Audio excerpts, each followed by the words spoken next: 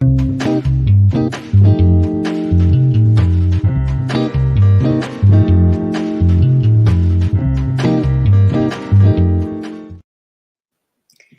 morning. I'm Ann Brennan, and this is Anastassia Van Greshby. And we're the Marketing Moms. We're here today to talk to you about making marketing easy for you. That's our goal each and every week. And we hope we do it. We hope that you walk away with at least one thing that you can put to practice. So we will give you a tip in just a little bit. I do want to remind you that you can ask questions. We're live on YouTube, Facebook, and Twitter. Actually, today it looks like we are not on Twitter. I'm looking at our feed, but we're live on Facebook and YouTube. I hope that you're watching it on one of those. Please go over and subscribe on YouTube. But if you are, leave us a question. If you're listening to this as a podcast, you can't do that. But if you message us, we'll answer those anyway. We like to do that. I want to give you the actionable item of the week. And Anastassia, since this was yours, why don't you talk a little bit about what we were talking about? Sure.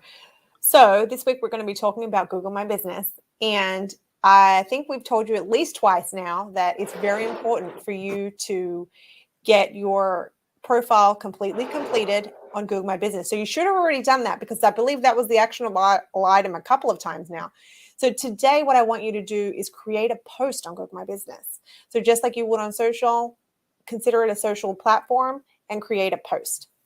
Yeah, and you can create just a post that says, hey, we're awesome, right? Mm-hmm. You can create a post that says, hey, I've got this bit of information that will really help you a lot. You can share a blog, or you can create an event. Mm-hmm. You can create a special. They give you a lot. You can create a COVID update. Mm-hmm. Right? So if everybody's back to work full-time now in your office, that's a great COVID update. Let people know. And that was a really helpful thing during COVID. So I love that tip. It's super, super easy. So we're going to talk about Google My Business today. And when we do, one of the first things people say is, I don't know how to find that. So I'm going to give that to you easily. Google.com/business. If you haven't claimed your business, that's where you can go to do it. If you have, it's where you go to sign in. And here's another secret that we know from this end. People tell us all the time that they don't know. They say, oh, I don't know my password. And they get all nervous about it. First of all, use a password protector. Use something like 1Password, some kind of password vault. iStratus is another great one to use. But when you do that, when you go in to sign in, chances are you're going to remember it. I watch everybody get super crazy nervous, and then they try it and they go, oh, I know it. So you'll be fine. You'll be fine. You'll be okay. Or just reset it. Reset it. Reset it. It's so simple. Like, people are like, I don't remember my Instagram password. I'm like, okay, go and click forgot password, and then it's going to send you an email.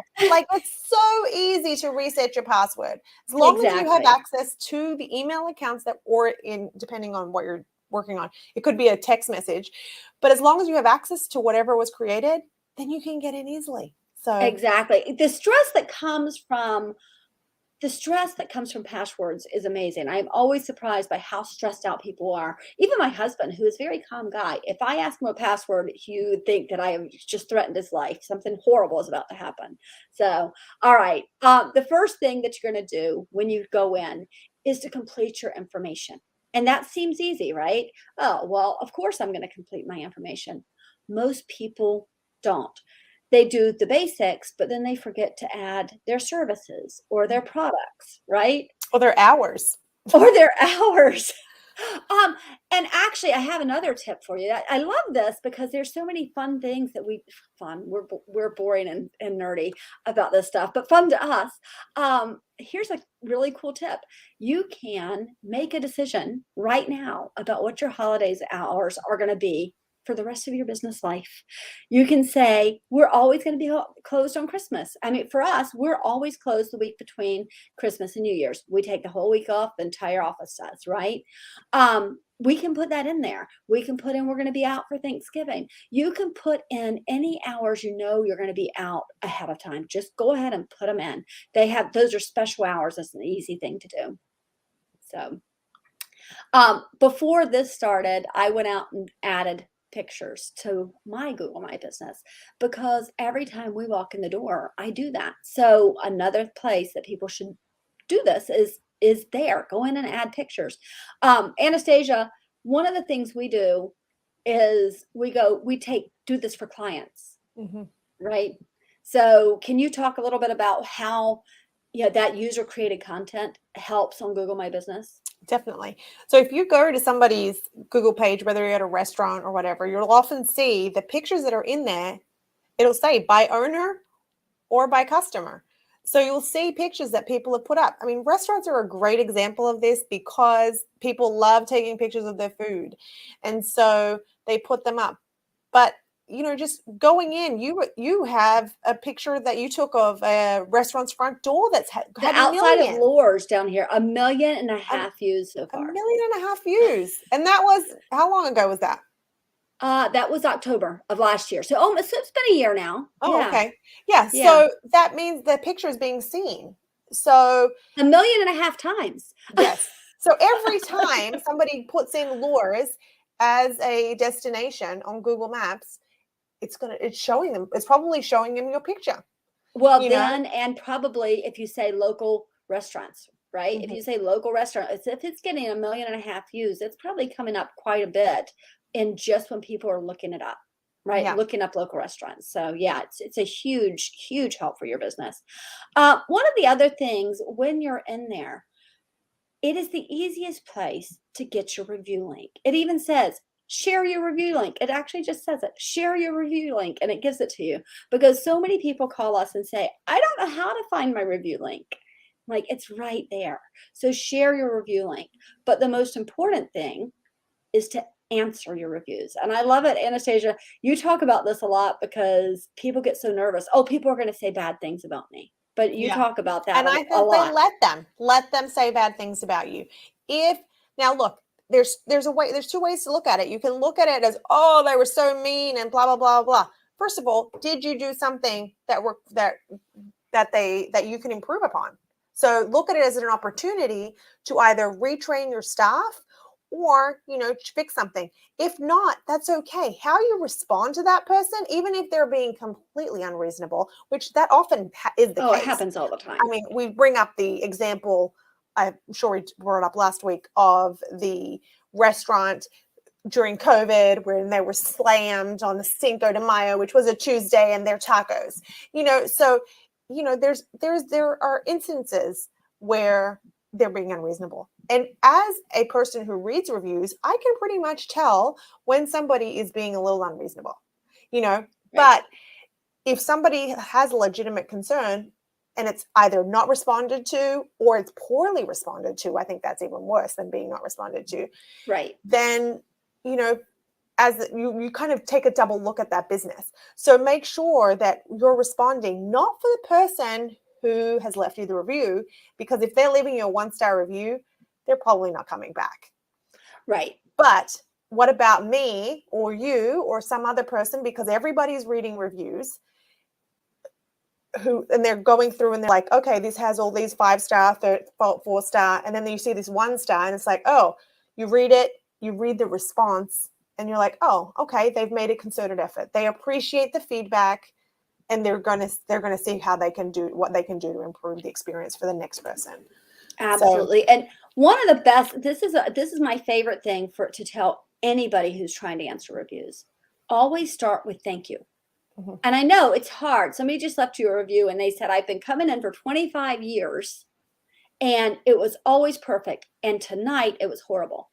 And what you want to say is, oh my God, you jerk. You've been coming here for 25 years and you never left a single good review, but one night you had a bad, and you just want to scream at them. But instead, if you say, thank you. Thank you.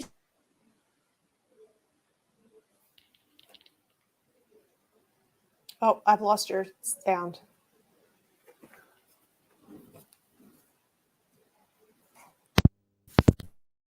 You there?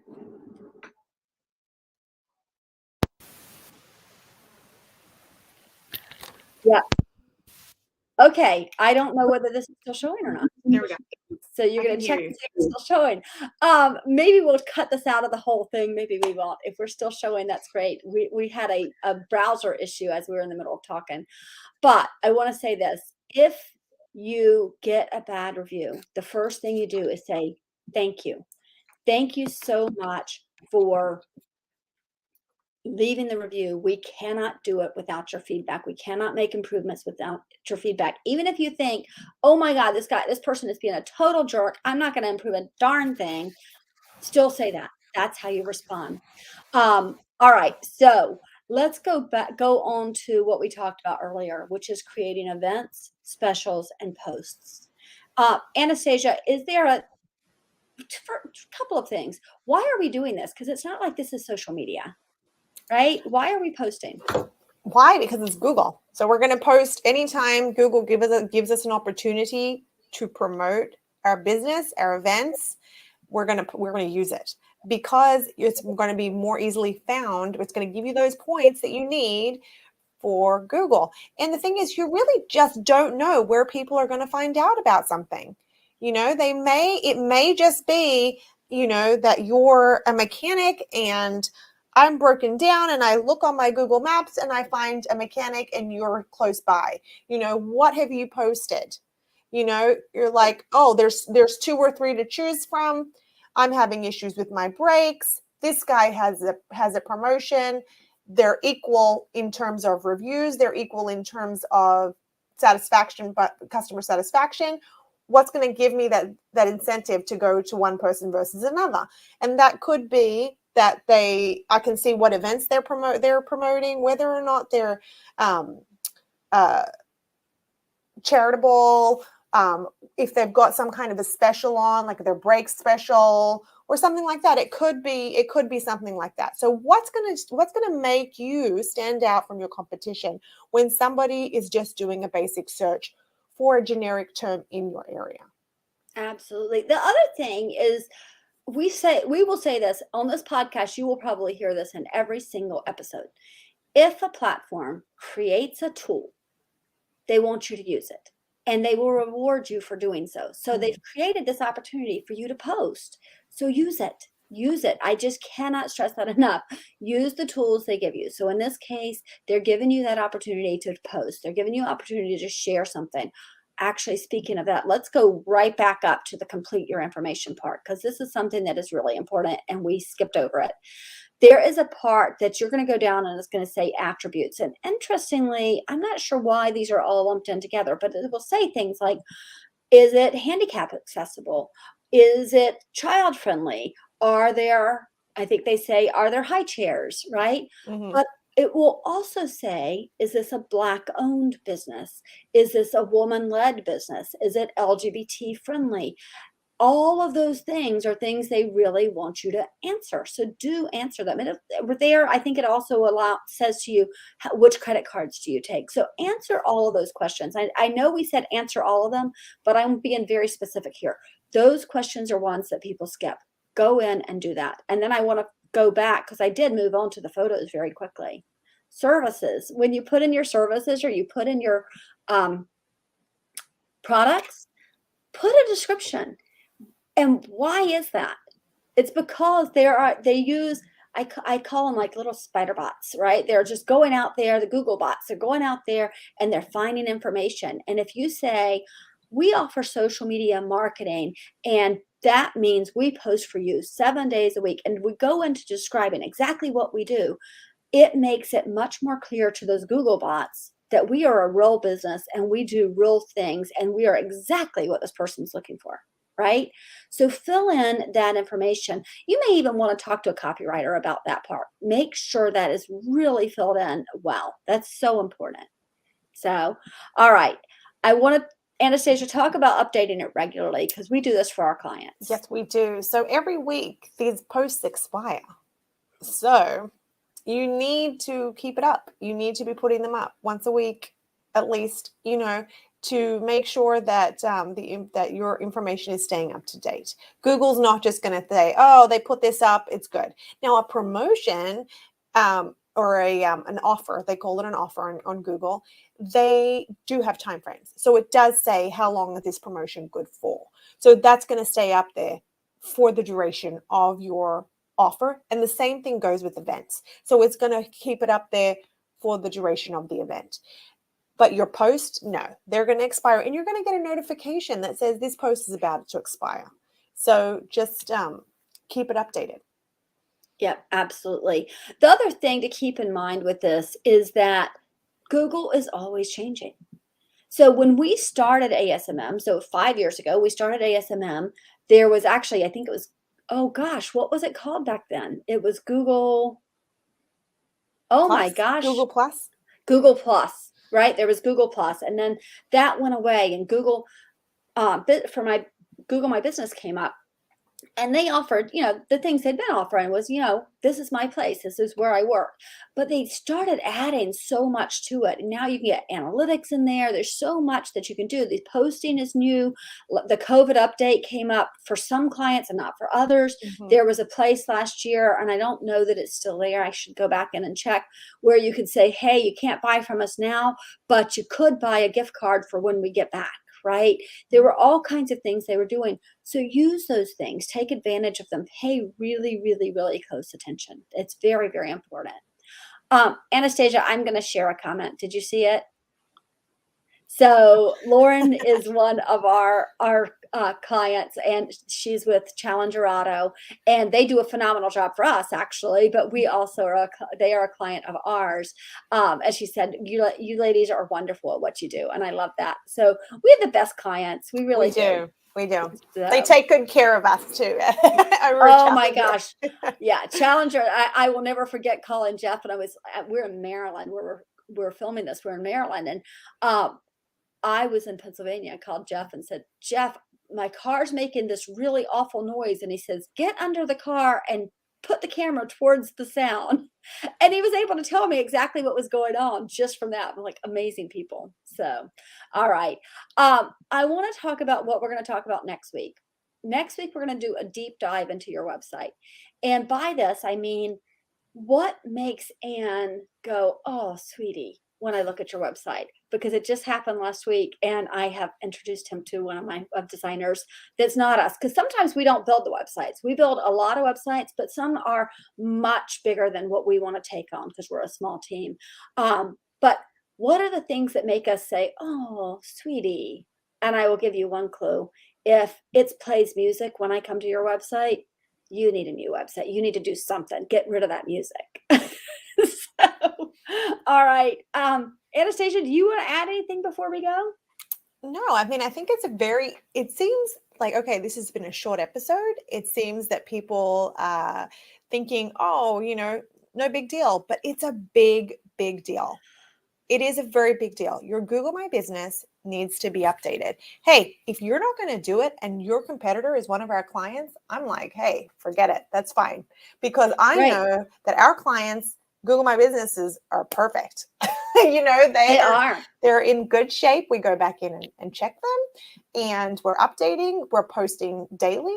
I mean, there's a lot that we do for our clients. So it depends on you. Do you want to stand out from the competition or not? Right. Because the majority of people are not doing this.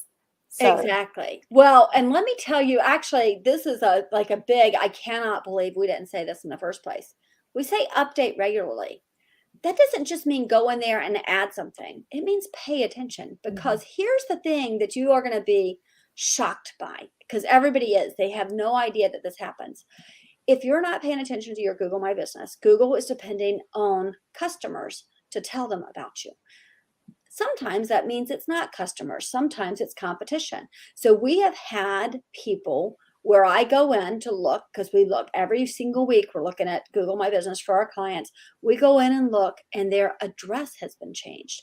Another mechanic down the road has added his address to our mechanic's listing. I had one company that has 6 locations. 5 of them had the address changed when I went in to check. And you get a week. It gives you a week to say yay or nay on this. But if you don't, they're like, oh, well, it must be right. And so they change it. And that can mean that a person who is a competitor or a prior employee, because we've seen that happen too, can say permanently closed. And unless you're paying attention, it will be marked as permanently closed. And that one, if it stays long enough, you lose access. Actually, that's a great point that you brought up just now. Something that we have not mentioned is, who are the users on your Google My Business? That's a good actionable item to tag on to that, put up a post. go in and check, because if you have had people in the past that have either worked for you or family members or whomever have access to your page, which is great to have the help, but they can also take you down and they can remove your listing. And if you don't have a Google listing and somebody's trying to find you, you don't exist. Yes. No, So, you absolutely do not. Or they could harm your business. Anytime that there is a possibility, like, make sure you are the primary owner.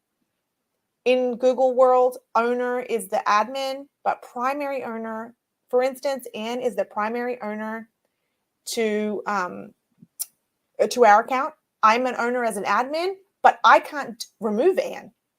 Anne is Right. the only person that can remove Anne. So make sure that you are the primary owner. Absolutely. Absolutely. Okay, we have a question here. Yeah. Yeah. So Casey Brooks says, so someone not on your account has the ability to change the address? Yes. Yeah. You can go in right now and you can, so how it works is you say, suggest an update. Mm-hmm. And the update can be, oh, they changed addresses, they've moved. It can be they've closed. It can be, oh, we got a new phone number. It can be anything. There's so many things that you can suggest. So if that suggestion comes in, Google sees it, they tell you that you've got the suggestion. Mm-hmm. If you do not respond to that suggestion, then it becomes the new thing. Yeah, I know. She said, Casey says, oh my is right. It is Yes. so important. Oh my gosh, I'm so glad we mentioned that one. That was one that was on my mind, and it's always one that surprises people when I tell them. So you need to know right now, we said your Google account, that go in, post something. If you don't own your Google account, if you don't know your Google account, go in and find it right now. Make sure you're the primary owner, and make sure you're at least once a week checking on it. If it's every Monday or if it's every Tuesday, put it on your calendar to check it at least once a week. If you are working with a website design company or any other marketing company that tells you that they have to be the primary owner of your Google My Business account, or they have created that account for you and they have not made you the primary owner, then you need to beware.